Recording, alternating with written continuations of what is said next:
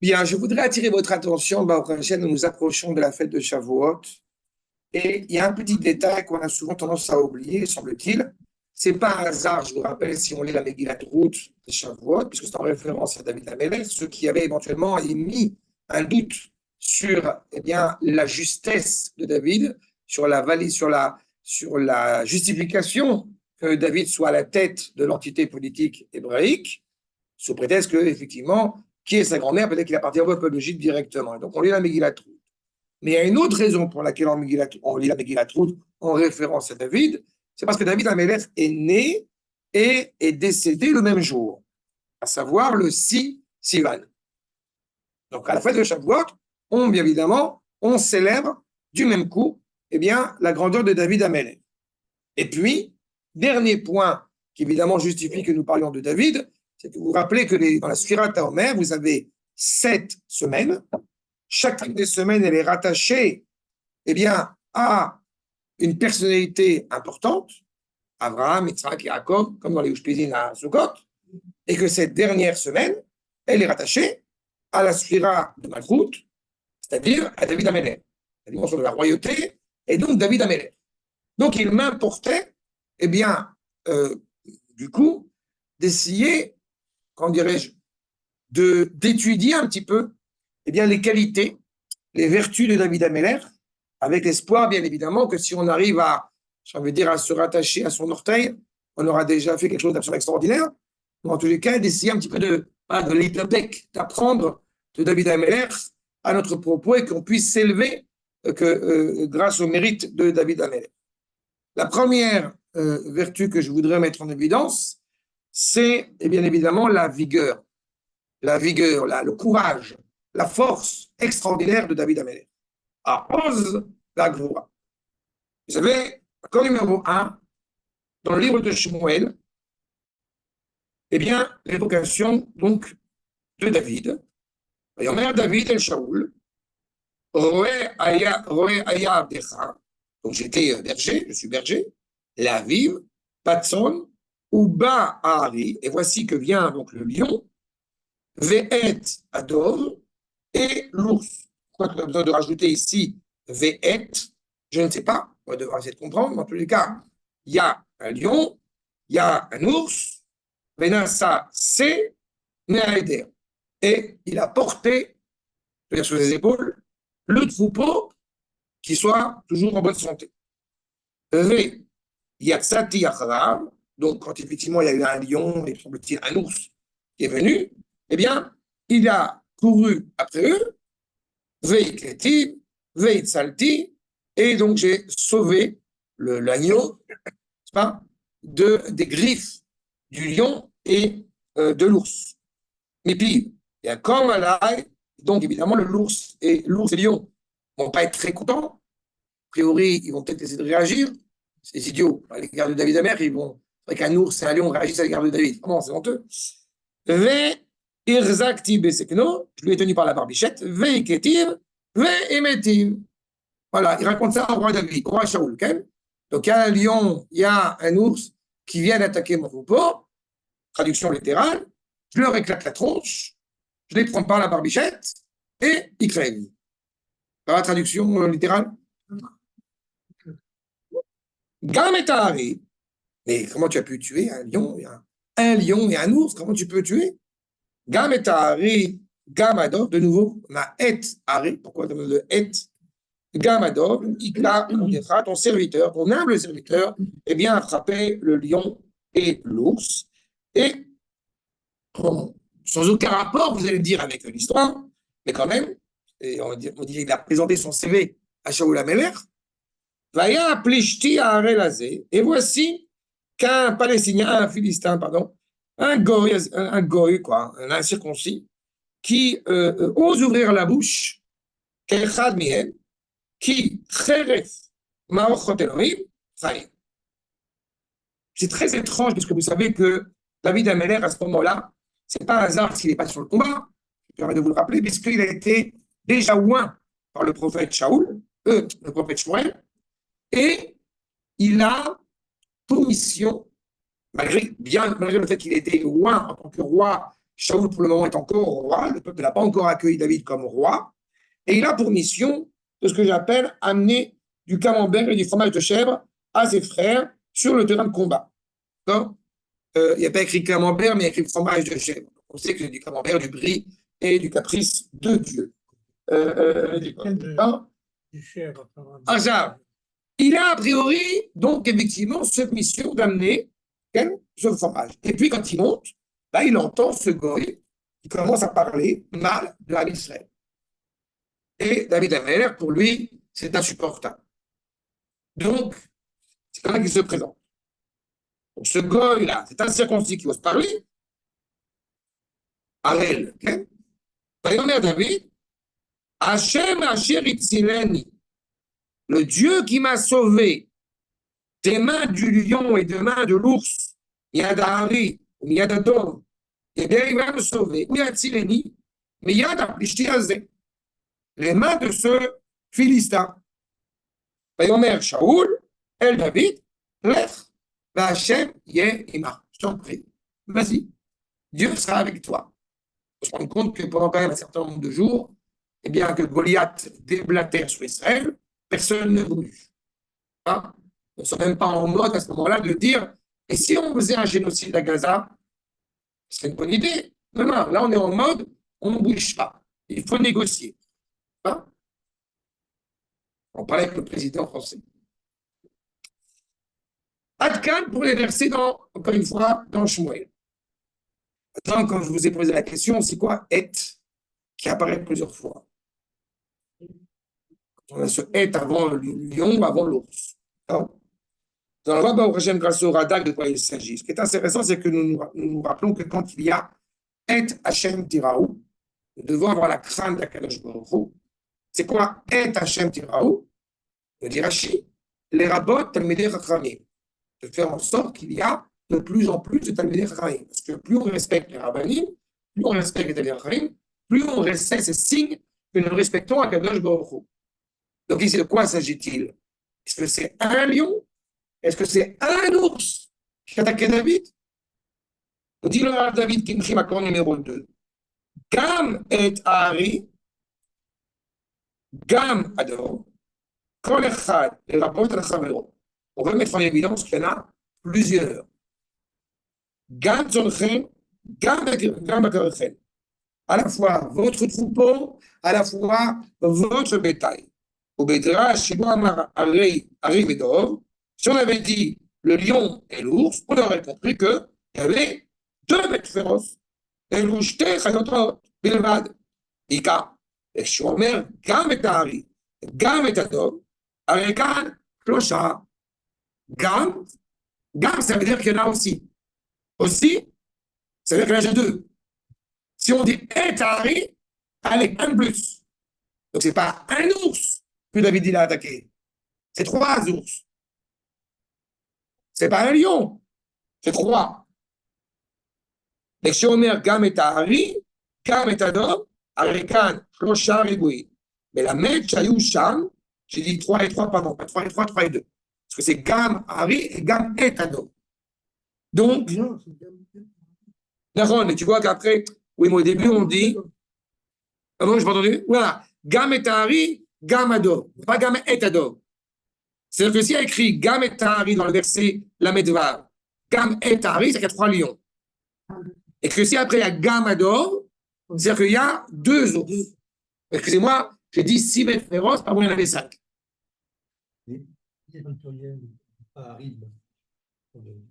Non, Ari, c'est le sens général. On dirait qu'il n'y a pas un doubling. Il y a des deux, on va plus un doubling. D'accord? Donc, ça, c'est la bête en général. D'accord? C'est ce qu'il te dit.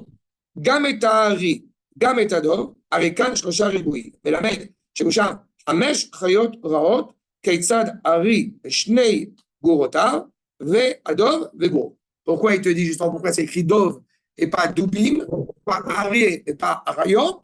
Parce qu'en fait, c'est un lion et c'est petit. Et c'est lionceau. Bon. Et l'ours aussi. C'est le sens que nous donne, a priori, le Rav Kimchi. Mais ce qui est indubitable, c'est que donc, encore une fois, ils sont plusieurs. Et David les éclate. Si j'ai éclaté un lion, je peux pas éclater Mahmoud. C'est ça que dit David. Pas Mahmoud ou que vous voulez, Fatima. Le Malbim, accord numéro 3, nous dit, donc Vayomer David, possible Chazek Bitrono, il met en évidence justement la confiance qu'il a envers la providence d'Akadosh Baruch Hu. Mitzal Adashgacharat Hashem Alirav. La confiance envers la providence d'Akadosh Baruch Hu. Amar Sha'agam She'ikofi Chalouch, même si je suis faible, Neged Ha'ari Ve'ador, Ve'neged Ha'plishti. Vous comprenez qu'un berger, encore une fois, c'est sa subsistance. Son troupeau, c'est pas n'importe quoi. Donc, il est prêt à tout donner pour sauver son troupeau.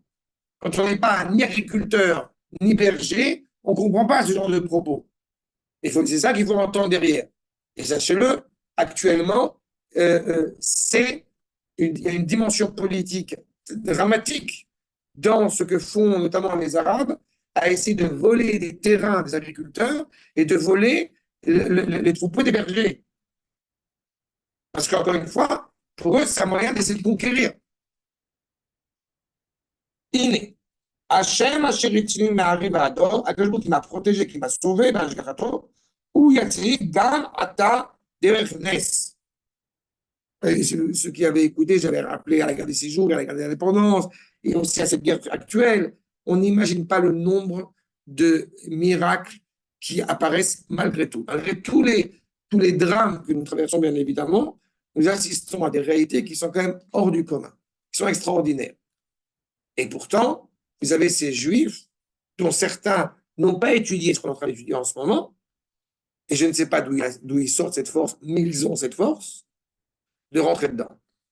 Quand les pilotes, vous avez 200, je crois 214, si je me rappelle bien, 214 en tout et pour tout dans l'aviation israélienne au moment de la guerre des 6 jours. Il y en a 200 qui sortent et qui arrivent à massacrer les bases de l'aviation égyptienne et sans avoir été repérés par l'Égypte. Tout portait à croire qu'ils se seraient fait repérer. Ils n'ont pas été repérés. À un moment donné, il faut quand même savoir ce qui se passe. Mais le fait que ce soit un miracle, ne trouvons pas dans l'autre écueil. On a confiance dans le miracle. Il n'a pas dit qu'il a confiance dans le miracle. Il a confiance dans la Kadosh Baruch Hu. Et la nuance, elle est fondamentale. On doit faire ce que nous avons à faire. Mais on ne doit pas s'empêcher d'agir de peur que. Et là, la nuance. Ce que dit Goliath à ce moment-là, il est vital de savoir réagir et de manière violente, de manière ardente.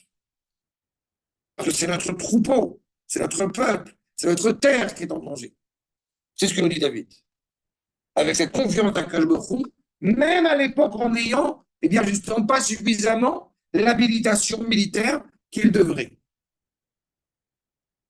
Les fils, Echia, Diber, et puis un minag ativi. D'abord, on parle naturellement. Et Po Diber, et puis Ashgacha Vanes. D'abord, on dit voilà ce qui s'est passé quand j'ai un troupeau, voilà ce que j'ai fait naturellement, et j'ai aussi confiance dans la providence et donc dans le miracle. Mais d'abord dans la providence. Azé, Iskim Shaoul. Et c'est à cela que Shaoul, corrobore, Iftar, il a confiance dans l'Ashgacha, la reine, Emorecha, V'Hachem, Yé, Lech, pardon, V'Hachem, Yé Imcha. Kadosh Baruch Hu est avec toi. Et donc, David, l'accord numéro 4, va partir sur le combat. David, Bechol Asher Yishtachenu, Shaoul, Yaskil. Donc, il va partir sur la mission nommée par Shaoul. V, Yassimeu Shaoul al-Sham el-Chama. Il le met au milieu des hommes de guerre. Veyatev be'enei kol ha'am. Et il trouve grâce aux yeux du peuple. Vegam be'enei avdei Shaoul. Et aussi aux yeux, eh bien, de ceux qui sont fidèles au roi Shaoul. Vaï bevoram beshou David mi'akot et apelishti. C'est pas? Tout cela, bien évidemment, se passe après le combat, puisque vous vous rappelez que David Amelech, eh bien, il va vaincre, bien évidemment, Goliath, et il va prendre la tête, trancher la tête de Goliath, et se promener, bien évidemment, dans tout Israël, avec la tête de Mahmoud, de Goliath, pardon, sous le bras. Et évidemment, cela trouve grâce aux yeux du peuple, et aux yeux, eh bien, même de ceux qui sont fidèles au gouvernement actuel. Pas. Et pourtant, eh bien, au gouvernement actuel, c'est la royauté de Shaoul. C'est ça que je parle. Pas. Jamais, au grand jamais, quelqu'un pourrait éventuellement reprocher à un héros militaire, justement, eh bien, de mener cette mission à bien avec diplomatie, délicatesse, et même d'être à la tête du Shabbat. Voilà. Et ah bah oui, vous croyez quoi que je ne vais pas passer à côté quand même. D'accord. Donc, David n'a côté à Pelishti, ותצאנה אנשים אליהם לפעם elles sortent. מכל ערי ישראל, elles sortent, elles voient donc David, oh David, oh. Elles chantent, elles במחלות, elles s'éclatent, לקראת שאול המלך, בתופים, et elles accueillent encore une fois ce héros militaire avec des tambourins, dans la joie, encore une fois, Béchalishim, tous totalement réjouis de rencontrer eh bien, celui qui a redonné cette vigueur, cette force nationale eh bien, à Israël. ותענינה הנשים המשחקות ותאמרנה היכן שאול באלפיו ודוד ברבותיו. Autant Shaoul, on l'aimait beaucoup, il a fait quand même des grandes choses, autant David, encore mieux. Si Shaoul il a tué eh bien, quelques milliers de personnes, David, il a tué des milliards, des milliers, dans plus de milliers. C'est-à-dire des centaines, des milliers. Bref, le roi, bien évidemment, choyé. Gam aussi, je vous dis le Malbim, Gam aussi, Vlatzliar, de Milchamto. Donc, évidemment, il a fait encore plus de force, ma corps numéro 5, pardon. Corps numéro 5, avec encore plus de force, eh bien, il va tuer donc les Palestiniens, les Philistins, la reine, Shamu Shaoul, les Sar Atzava. C'est pour ça qu'évidemment, 5, corps numéro 5, le Malbim. La deuxième colonne. Les mêmes pages. Shaoul a nommé David Ameler, du coup, ministre de la Défense. Shaoul a nommé, du coup, bien évidemment, ministre de la Défense, vu son parcours, évidemment, militaire. Et même là, il a réussi, il a trouvé grâce aux yeux du peuple et aussi aux yeux des serviteurs de Shaoul. Pourquoi? Eh bien, on insiste sur l'idée d'avoir trouvé grâce aux yeux des serviteurs de Shaoul. Je me permets de vous rappeler que Shaoul Amalek connaissait très bien David. D'accord? Pourquoi Shaoul connaissait très bien David? Parce que Shaoul avait des migraines. Pourquoi avait-il des migraines et des maux de tête? Parce qu'il a perdu la royauté. Il ne l'a pas encore perdu techniquement. Il a perdu techniquement, mais il ne l'a pas encore perdu en acte. C'est pour ça qu'il est trouvé devant Goliath. Et je vous rappelle que Shaoul Amalek, il veut essayer de retrouver cet esprit prophétique qu'il avait avant et qu'il n'a plus. Donc, il y a un jeune musicien qui va venir pour trouver agréable, trouver grâce à ses yeux. Donc, il sait pertinemment qui il est. Seulement, il prétend ne pas le reconnaître. Pourquoi?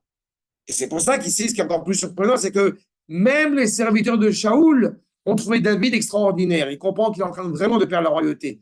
Parce que vous savez pertinemment que c'est juste après cet événement qu'il va y avoir une course-poursuite, enfin, en tout cas, un défi terrible entre ceux qui vont être rattachés à Shaoul et ceux qui vont être rattachés à David.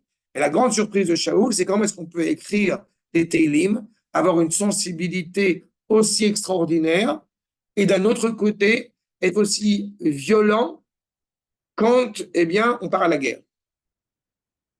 Shaoul ne l'avait pas compris.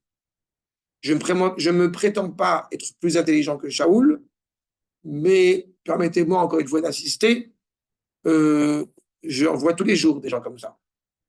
Pas? Ils ont 19, 20 ans, ils sont en ce moment au combat.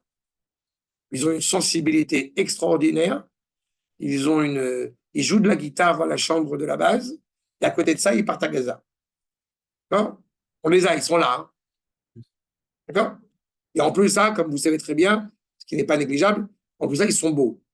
Ce qui est pas mal non plus comme idée. C'est une lumière comme ça qui jaillit, extraordinaire. Voilà. C'est pour faire plaisir, ce que je dis maintenant aux gens qui m'écoutent, parce qu'il y a des gens qui pas juifs qui m'écoutent, et je leur fais plaisir, je leur explique que les soldats d'Israël sont extraordinaires. Rajoute une petite couche. Voilà. D'accord? Mais c'est ça. Donc, il a vu en face de lui, encore une fois, David. Velo kinubo, al qui istarer alehem. De prime abord, il n'a pas fait preuve de jalousie à son égard. Mais il a bien compris que cela a été, encore une fois, décisif et définitif.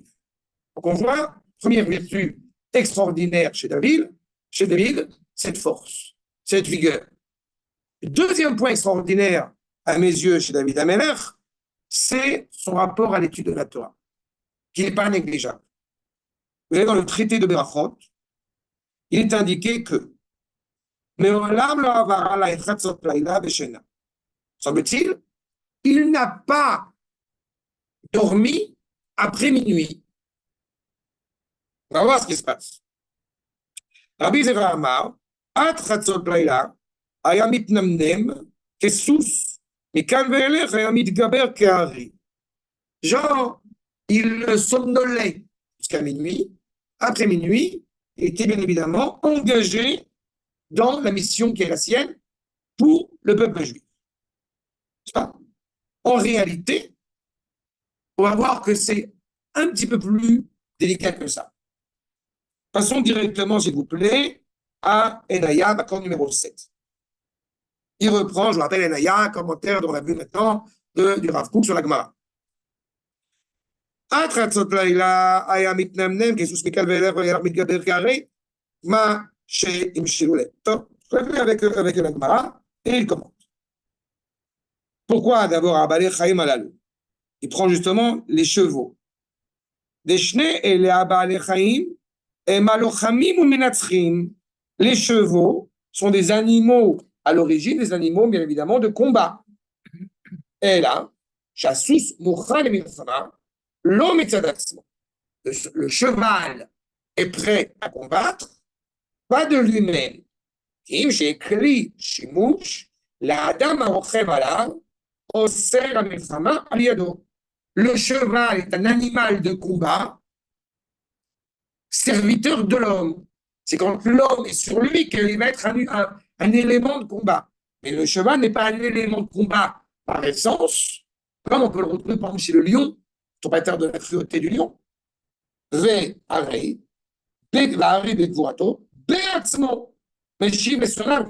Alors que le lion, il est naturellement cruel.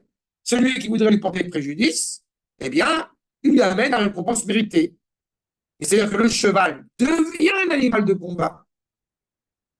Achinami, yesh bamelech, shnei minegvot. Il y a chez le roi, d'autant plus, qui est comparé donc au cheval, deux ferveurs, deux vigueurs, deux dimensions de vaillance. La première, mitzadatzmo, ובעניין זכות התורה והתפילה, שבהם עיקר ניצחונם של ישראל. D'abord, David HaMelech porte en lui un amour inconditionnel de la Torah et de la Kadosh Baruch Hu, qui est le plus grand mérite, bien évidemment, d'Israël. Uzchuto be'atzmo. Ça, c'est David. Aux yeux de la terre entière, et d'autant plus, ce qui m'intéresse, aux yeux de toutes les franges de notre peuple, si on peut dire, il y a un livre où tous les Juifs se rattachent à lui, c'est les Teilim. On lit les Teilim, qu'est-ce qu'on lit?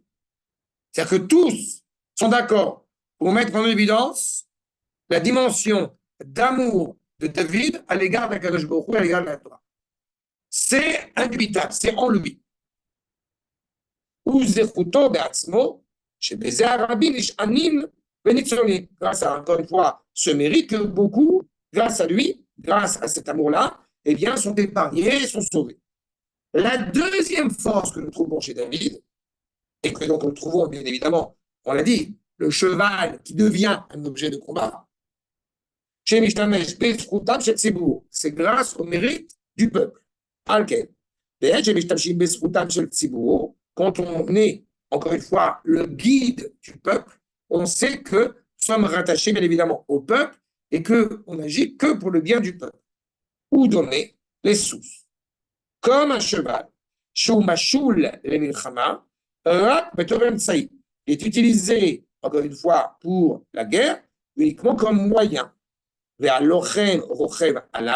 le combattant va donc être sur lui. Achinami, chez Omed Bezo Madriga, Nikra Eved Leam Alze. Quand il est sur le cheval, il est le serviteur de ce peuple.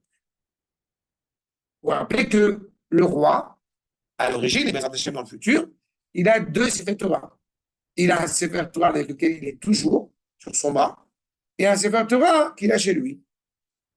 Parce que tout ce qu'il va faire, c'est au nom de la Torah, c'est au nom du peuple. Évidemment, c'est le roi idéal auquel nous aspirons.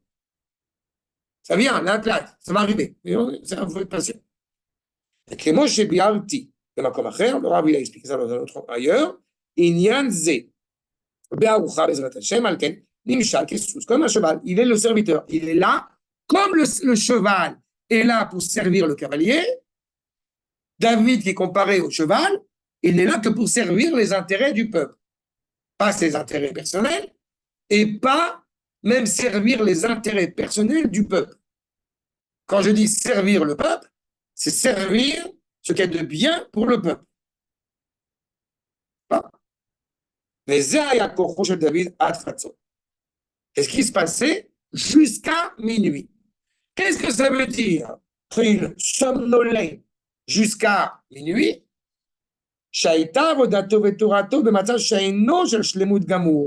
Il somnolait, non mais pas d'abord, c'est-à-dire que jusqu'à minuit, il se préoccupait de ses intérêts naturels, c'est-à-dire écrire les Tehillim, c'est-à-dire étudier la Torah. Ça, c'est jusqu'à minuit. Il n'était pas encore complet.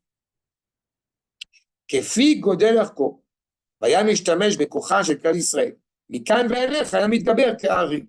Donc, il était au service d'Israël, au sens où il était l'image de celui, encore une fois, eh bien, qui sert Israël là où il faut, mais à partir de minuit, c'était un lion.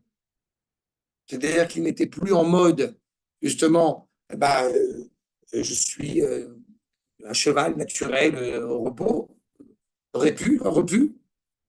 Non, on est un lion. Chez Meatzmo, de sa propre force à lui, il y a il pourra vaincre les ennemis. Israël n'est mais donc Israël, évidemment, profitait, prenait du plaisir grâce à la sainteté de David, ou Mikocho, Shaya Megen Aleem, qui fit Godel, Erer Avodato.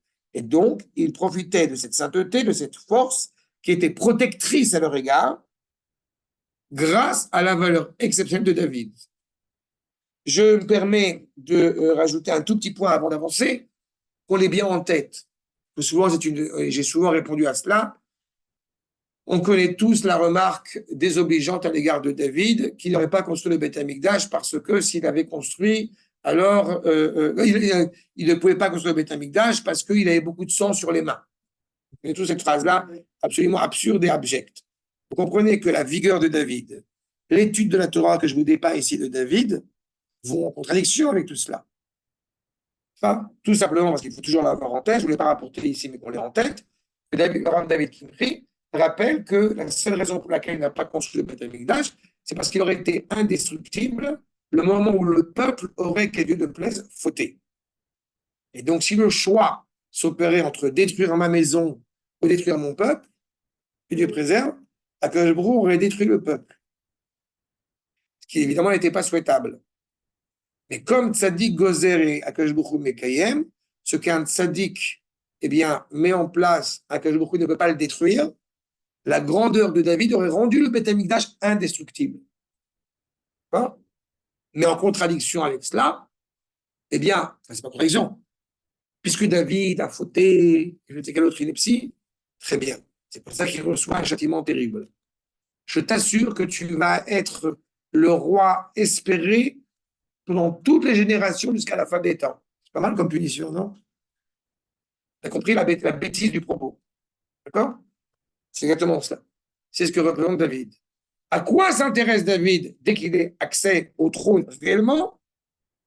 Trouvons l'endroit où nous allons construire le Beth Amikdash. Il faut être conscient de cela. Avec Shmuel, il cherche. Mais toute la valeur de la Torah, encore une fois, parce qu'aux yeux de David, il serait inconcevable, parce que j'ai évoqué le Beth Amikdash, d'habiter dans un temple, dans un palais somptueux, et que Akadosh Baruch Hu réside dans une tente. Inconcevable. De la même manière que son propre fils Shlomo, quand il va faire passer le Aaron Abrit pour inaugurer le Beth Amikdash, de Shiloh à Yerushalayim et surtout du Mishkan, du temple portatif, comme on dit, vers le Beth Amikdash, alors on raconte que les portes, justement, ne sont pas ouvertes. Uniquement quand il va invoquer le nom de David, alors les portes vont s'ouvrir. On met toujours ça en tête. Dans la bénédiction, la Mida, le Birkat Amazon, quand on parle de la construction de Yerushalayim, on ne dit pas Shlomo, on dit David et Shlomo. David est évoqué aussi dans la construction du Beth Amikdash. Le Rambam, dans son introduction à la Mishnah, rappelle que donc, la Torah a été reçue, comme vous le savez, par Moshe Rabbeinu, Yoshua, Zekenim, etc. Et on arrive à la fin, où Shmuel Kibel Mi'ali ou Bet Dino, et David Kibel Mishmuel ou Bet Dino. On parle de la valeur de l'étude de la Torah, elle se retrouve chez David Ameler. La grandeur de David, directement, encore une fois, reconnue par David Ameler. De Shmuel à David. C'est clair? Donc, on voit la grandeur, encore une fois, dans le combat, on voit la grandeur de la Torah, et c'est vrai que la difficulté, c'est comment est-ce qu'on arrive à allier les deux.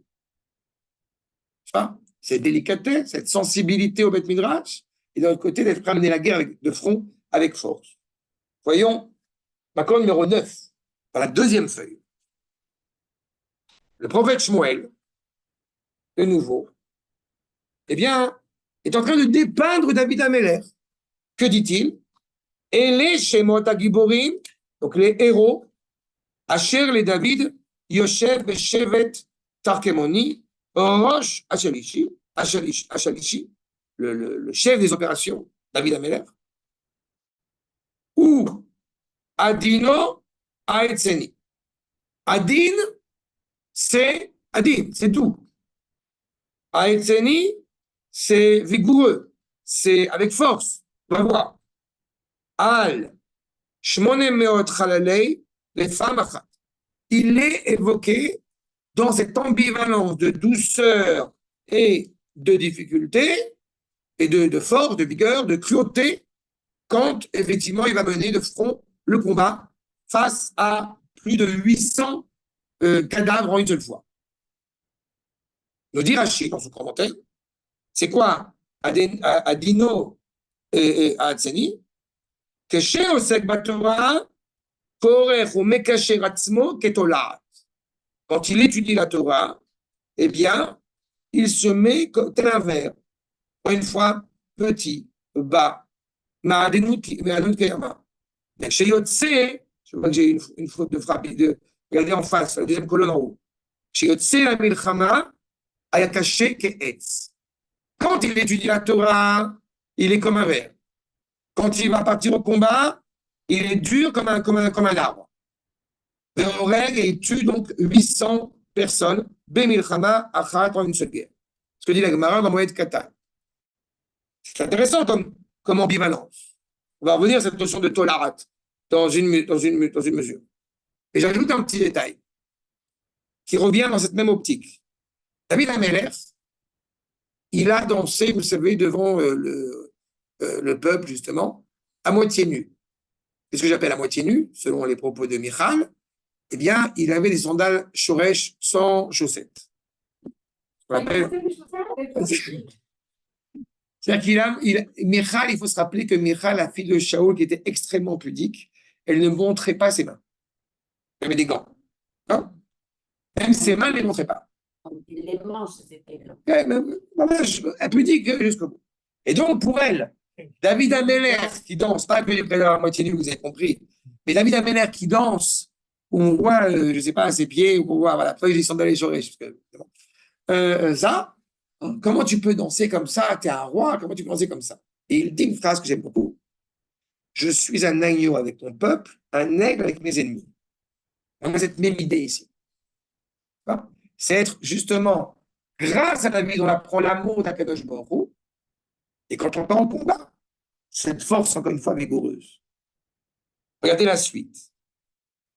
On voit cette notion de tolat, de verre, accord numéro 12. Ou peut-être on voit accord numéro 11 d'abord, après on verra le numéro 12.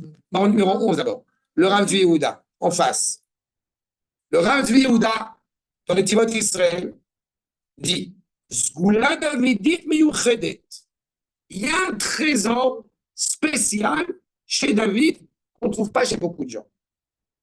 Adinut Besha, Shevosek Batorah, Vekshircho Besha, Shiotze la Milchama.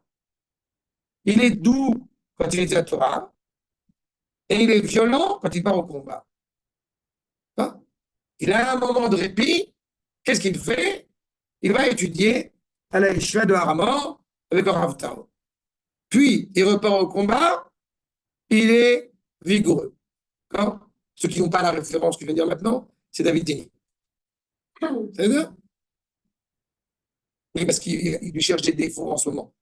Il a 11 enfants, donc évidemment, c'est honteux, c'est terrible. Mais en fait, c'est que dès qu'il avait des moments de répit, entre autres, évidemment, d'être avec son épouse, c'est pour ça que c'est la partie de nos héros, il est pas dans les Shiva en train d'étudier. Voilà, c'est le bateau.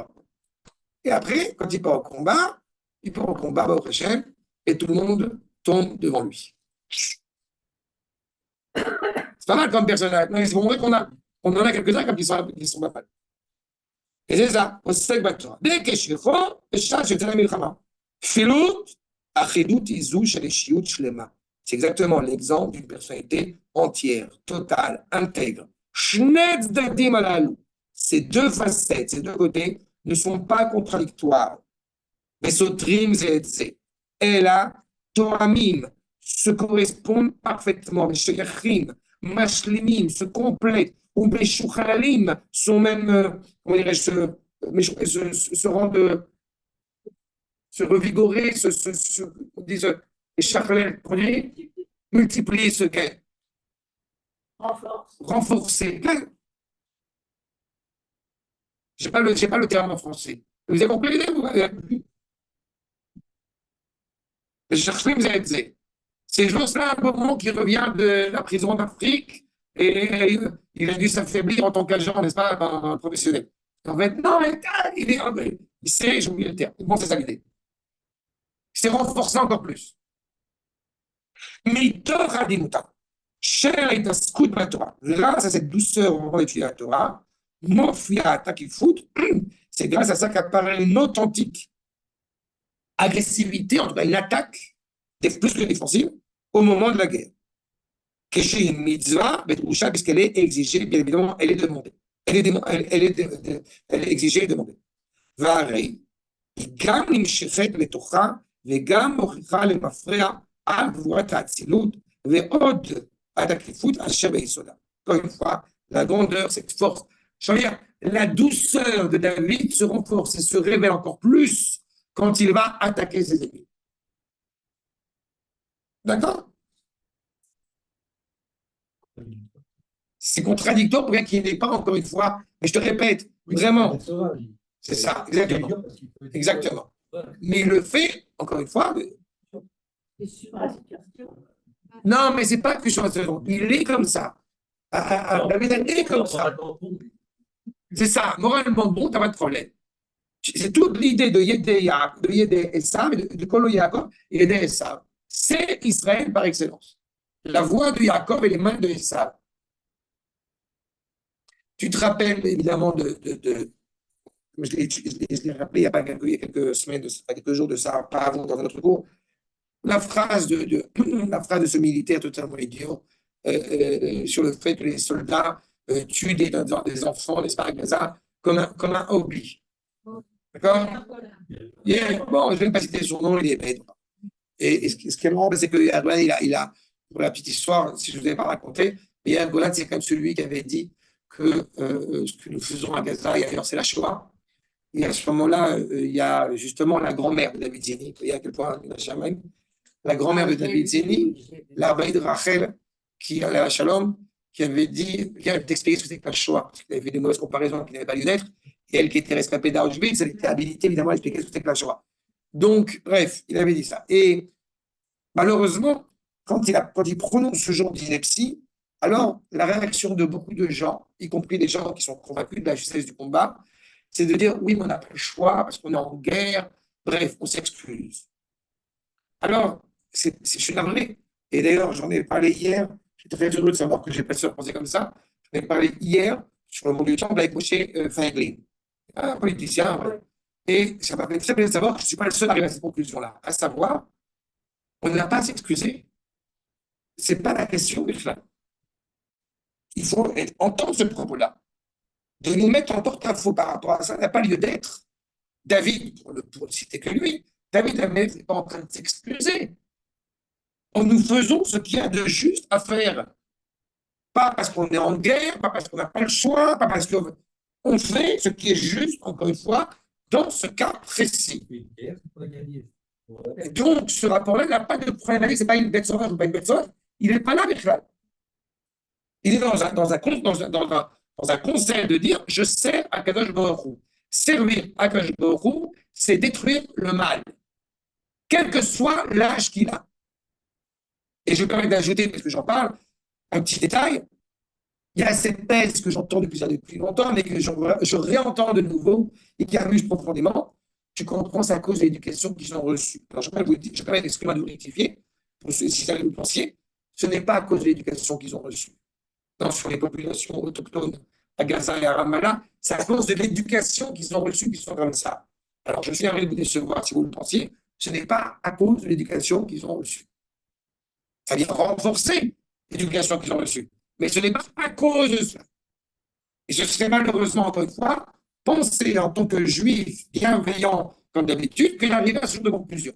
Non, nous avons l'expression du mal qui est devant nous, nous avons un devoir par ordre divin de faire ce que nous avons à faire. Et notre rôle, à mes yeux, qui ne suis pas à l'armée, c'est de renforcer moralement ceux qui sont sur le combat. Et David Améler, évidemment, par excellence, le Premier ministre que nous espérons. Il n'est pas encore là. Ça n'est-ce pas? Donc c'est ça. Et surtout, ce n'est pas motivé par un orgueil mal placé, comme je l'ai dit, parce qu'il est l'expression de l'humilité. En se disant, on prend ma compte numéro 12, Vanotri Polar Ish, je serai un ver et pas un être humain, pas un homme important. Pas Adam, la honte même de l'homme et voilà, les restes, les résidus d'un peuple. Et David qui parle comme ça. On est loin encore une fois, de la problématique politique que parfois on peut rencontrer, où l'orgueil, encore une fois, prend toute son essence.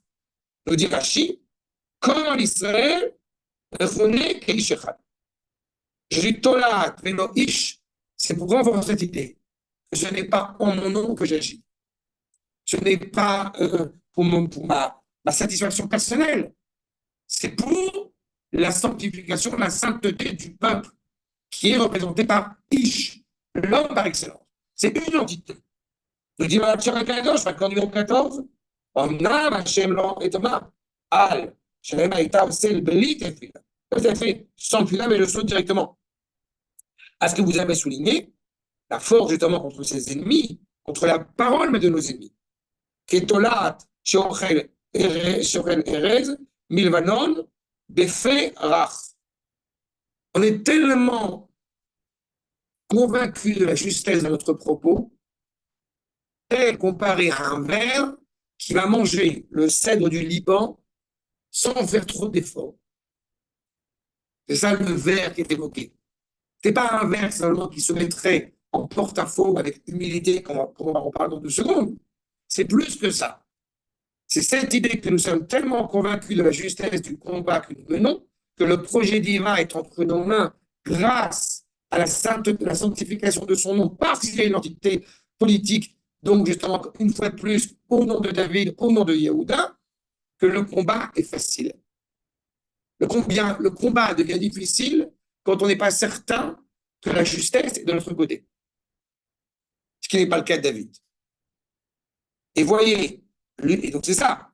On n'est pas l'inverse d'Israël, c'est Israël, c'est le vrai Israël.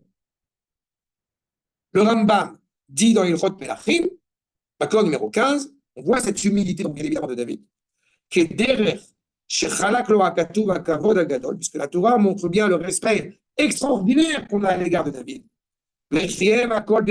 Tout n'a de sens que pour David. Ça, c'est ce qui me permet de rappeler un détail fondamental. David Amelech, accrochez-vous bien, ce verset-là, il n'a plus de Yetzer Hara. David a réussi à détruire le Yetzer Hara. Ce qui me permet, ce serait un sujet long à exposer, ce qui permet de mettre en évidence, ce serait un sujet long à évoquer, que c'est certainement pas comment dirais-je, le désir malveillant de Bathsheba qui a fait qu'il s'est passé ce qui s'est passé. Parce que justement, ce n'est pas du tout cette problématique-là. Si erreur soit-il, y a-t-il eu concernant Uriah et Bathsheba, ce n'est pas par rapport à Bathsheba, j'ai oublié de dire quand même deux mots là-dessus. Ce n'est pas Bathsheba la problématique. D'ailleurs, c'est la mère de Shlomo qui a poussé le Mikdash, donc on voit bien le propos. C'est surtout parce que Uriah Hitti a très mal parlé au roi et qu'il ne l'a pas condamné. Ce qu'il aurait dû faire. Celui qui m'évasait à route, celui qui manque de respect au roi, ce qui sera le cas de l'aïeul de Mordechai,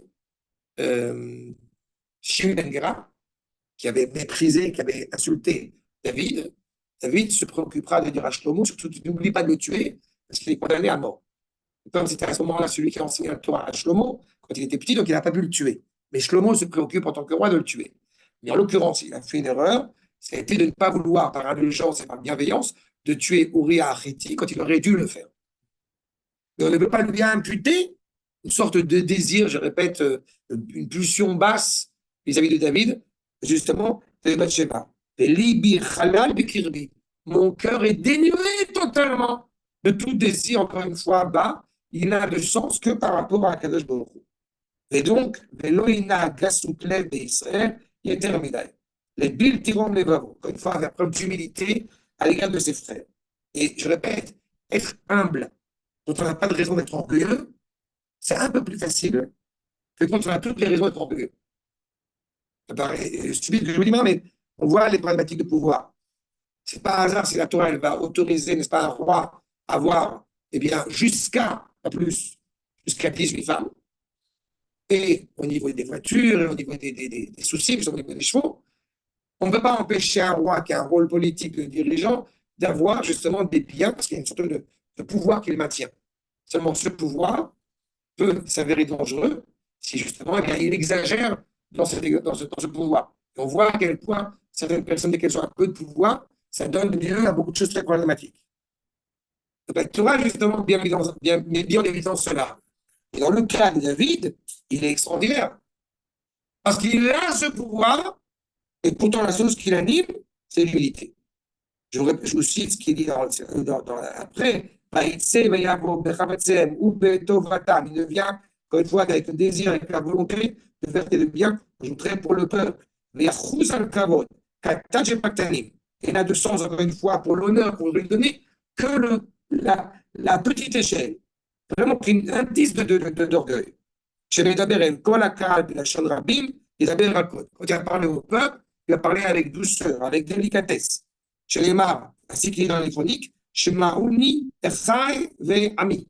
Écoutez-moi, mes frères et mon peuple. Veomer, dans Melachim, Imayom, Tier, Eved, le Amazé. Si tu as le privilège aujourd'hui d'être le serviteur de ce peuple. Vous voyez, et donc, il s'est comporté pour toujours avec une extrême humilité. Donc, on a, Baruch Hashem, eh bien, ce dirigeant extraordinaire. C'est aussi ce qu'on attend, évidemment, du dirigeant que nous inspirons. Et c'est aussi, j'ai envie de dire, ce que nous devons nous armer, surtout quand on va recevoir la Torah Bezrat Hashem dans quelques jours. Alors, c'est cette humilité-là, bien évidemment, qui est exigée et qui est demandée devant Akadosh Baruch Hu, qui, lui, a pour le coup le privilège d'être le roi des rois. Mais c'est le cas de David, et que si Bezrat Hashem, on a le privilège de s'attacher à quelques qualités de David, je pense qu'on aura déjà fait beaucoup de choses. Baruch Hashem. Atkan, c'est shalom. תודה רבה. C'est clair? תודה רבה. Brouchim tiyou.